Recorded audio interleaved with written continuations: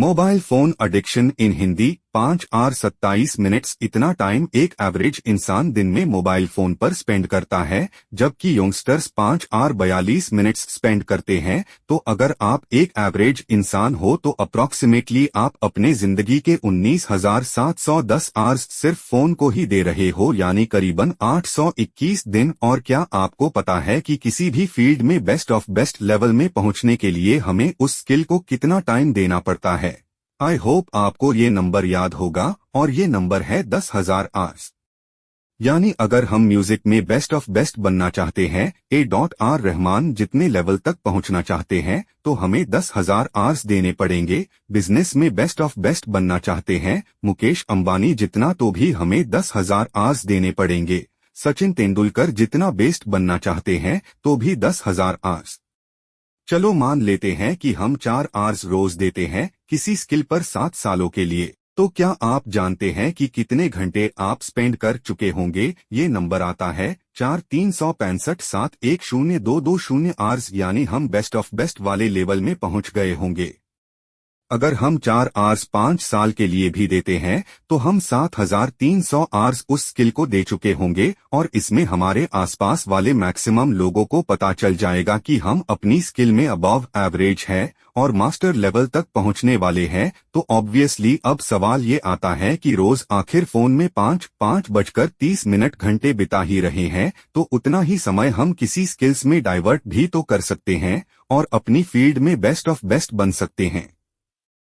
लेकिन आपको पता है कि ये करना इतना भी आसान भी नहीं है। हम अपना सबसे ज्यादा समय Facebook, Instagram, Telegram, internet, Twitter और यूट्यूब पर स्पेंड करते हैं। टेस्ला और स्पेसएक्स के फाउंडर एलोन मस्क बोलते हैं कि सोशल मीडिया से हम बहुत दुखी हो जाते हैं, स्पेशली इंस्टाग्राम पर लगता है कि लोग कुछ अच्छा ही लाइफ जी रहे हैं, जितनी कि वो जी भी नहीं रहे होते हैं। लोग अपनी इंस्टाग्राम में वो पिक्चर पोस्ट करते हैं जिनमें वो बहुत खुश लग रहे हो, या अपनी पिक्चर में इतनी फिल्टर यूज कर देते हैं जिससे वो बहुत ब्यूटीफुल लगते हैं, जितने वो एक्चुअल में है भी नहीं। बहुत ही कम लोग जो अपनी पिक्चर में फिल्टर यूज नहीं करते, कम से कम ऐसी पिक्चर सेलेक्ट करके डालते हैं जिसमें लाइटिंग या एंजल की वजह से वो अच्छे दिखे होते हैं। अब होता ये है कि जब हम ये पिक्चर देखते हैं तो हम सोचते हैं कि यार ये लोग तो इतने खूबसूरत है, खुश है, और हम ना खूबसूरत है और ना खुश है, तो इसका मतलब है कि मैं एक लूजर ही हूँ। जबकि एक्चुअली जिन लोगों की हम पिक्चर देखकर दुखी हो रहे होते हैं, वो खुद भी खुश नहीं है, और कई लोग जो बहुत ही ज्यादा खुश दिख रहे थे अपनी इंस्टा पोस्ट में, वही लोग रियल लाइफ में सबसे ज्यादा दुखी होते हैं। अब एलोन बोलते हैं कि हैप्पीनेस, रियलिटी, एक्सपेक्टेशन और रियलिटी में तो सब वही है, एक कॉमन इंसान। लेकिन होता यह है कि औरों के साथ खुद को कंपेयर करके हमारी एक्सपेक्टेशन बढ़ जाती है, और इसीलिए हम और दुखी फील करने लगते हैं। यानी in short, social media application और उनकी नोटिफिकेशन से टाइम वेस्ट तो हो ही रहा है, लेकिन एक्साइट भी बढ़ रही है, डेप्रिकेशन भी हो रहा है, हमारा पेशेंस भी खत्म हो रहा है, और असलियत में कोई सोशल होना ही नहीं चाहता। अगर हम किसी के साथ में बैठे भी हैं तो सब अपना फोन ही यूज कर रहे हैं।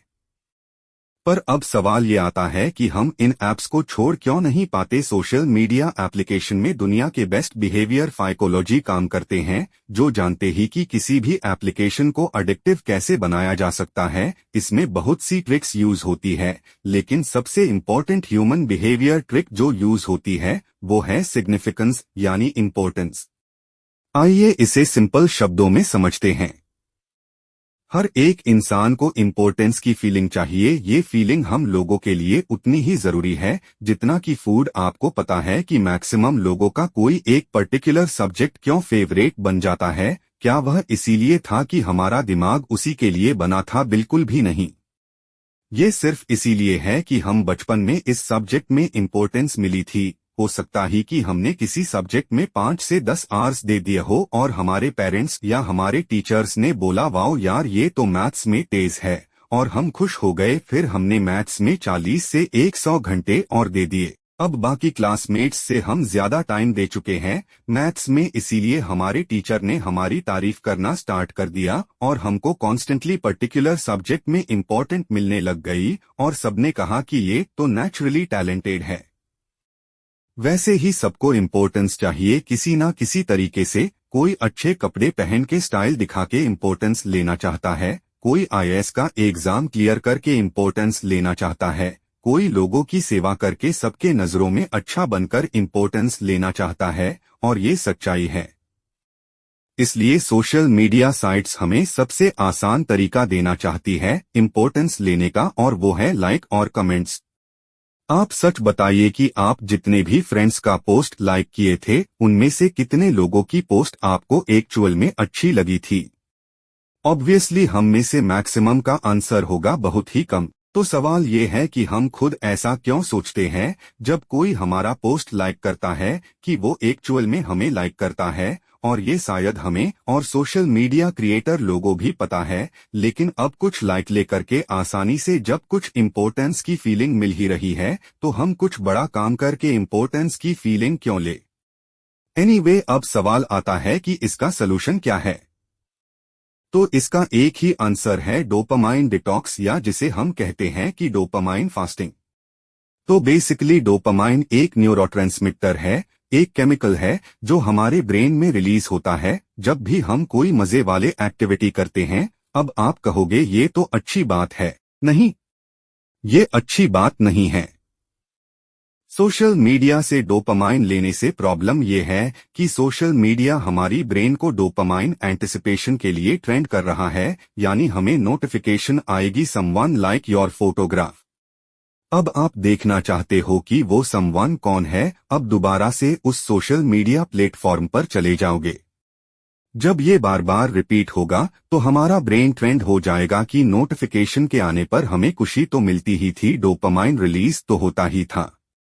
अब होगा ये कि जब भी नोटिफिकेशन की आवाज हमें सुनाई देगी तो नोटिफिकेशन को खोलने से पहले ही हमारा ब्रेन डोपामाइन रिलीज कर देगा, और ये शायद कोई रिवॉर्ड भी नहीं होगा, और इस मूवमेंट में हमें एक पालतू जानवर की तरह ट्रेंड हो जाएंगे और इसे छोड़ना काफी मुश्किल हो जाएगा। तो इससे बचने के लिए डोपामाइन डिटॉक्स काफी लोग फॉलो करते हैं। यह एक सिंपल कॉन्सेप्ट है जो कहता ही कि हम कुछ पर्टिकुलर टाइम के लिए किसी भी फन एक्टिविटी के लिए इन्वॉल्व नहीं होंगे, ना कि फोन, ना ही म्यूजिक और ना ही कोई हॉबी। इसमें हम ऑब्वियसली बोर फील करेंगे, और आइडिया ये है कि जब हम ये डोपामाइन डिटॉक्स करेंगे तो हम डोपामाइन थ्रेशहोल्ड वैल्यू को कम कर पाएंगे और बोरिंग चीजें भी हमें अच्छी लगने लगेंगी।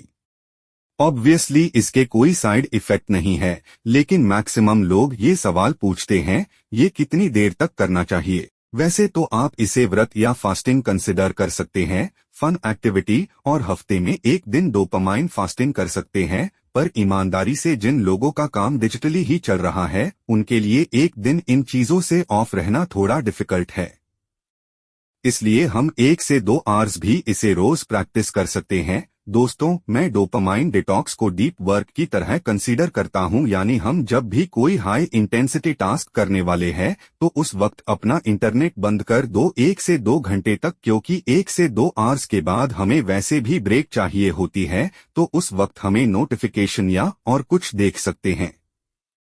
ऑब्वियसली किसी भी चीज को चेक करने के लिए हमें फीडबैक चाहिए कि हम कितना टाइम फोन में स्पेंड कर रहे हैं और फोन में क्या क्या कर रहे हैं, ताकि हम अपने को इम्प्रूव कर सके। तो उसके लिए बहुत सी एप्लीकेशन अवेलेबल है, जैसे कि your are, screen time, my phone time और बहुत सारे, जिसे यूज करके हम फीडबैक ले सकते हैं। अब कई लोगों को ये आइडिया अजीब सा लगेगा कि फोन से छुटकारा पाने के लिए फोन्स एप्लीकेशन यूज करना, ये क्या आइडिया हुआ, लेकिन यह रियलिटी है। अब हम खुद फिजिकली स्टॉप वॉच लेकर उस टाइम को तो मीगर नहीं कर सकते।